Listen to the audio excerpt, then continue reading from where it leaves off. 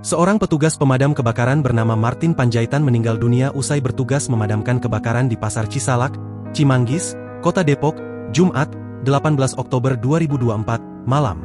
Kasih Penyelamatan Dinas Pemadam Kebakaran dan Penyelamatan, Tesi Haryati menjelaskan, awalnya korban meminta beristirahat usai bertugas.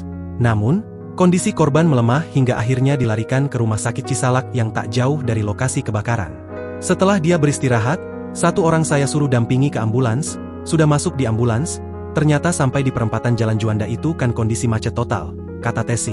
Saat di perjalanan, rekan korban memberikan kabar bahwa Martin sudah tidak bernyawa lagi. Tesi mengaku kaget mendengar kabar bahwa Martin telah meninggal dunia karena sebelumnya ia dalam kondisi baik-baik saja. Terkait dengan meninggalnya almarhum Martin, bagian dari keluarga besar kami, terus terang kami kaget dan sangat berduka cita, ujarnya.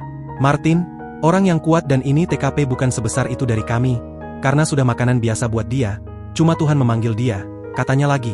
Sebelumnya, kebakaran hebat menimpa rumah pemotongan hewan di Pasar Cisalak, Kecamatan Cimanggis, Kota Depok, Jawa Barat, Jumat, 18 Oktober 2024, malam.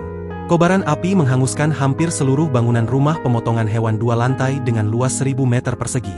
Kasih Penyelamatan Dinas Pemadam Kebakaran dan Penyelamatan Depok, Tesi Haryati menjelaskan, pihaknya menerima informasi kebakaran sekitar pukul 19.50 waktu Indonesia Barat. Saat insiden kebakaran terjadi, rumah pemotongan hewan tersebut dalam kondisi sepi, tidak ada aktivitas pekerjaan apapun.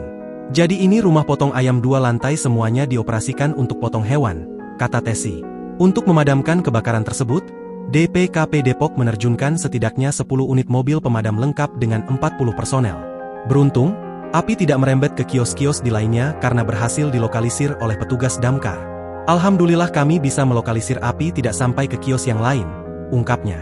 Petugas damkar dapat memadamkan kebakaran tersebut sekitar pukul 21.30 waktu Indonesia Barat. Menurut Tesi, dugaan sementara kebakaran dipicu oleh korsleting listrik, karena rumah pemotongan hewan tersebut dalam kondisi steril saat ditinggalkan pemiliknya. Kalau kami menduga ada korsleting listrik, karena dari percakapan pemilik tidak ada orang di dalam, tidak ada aktivitas dapur di dalam, tidak ada yang buang puntung rokok karena steril, pungkasnya. Download Tribun X sekarang, menghadirkan lokal menjadi Indonesia.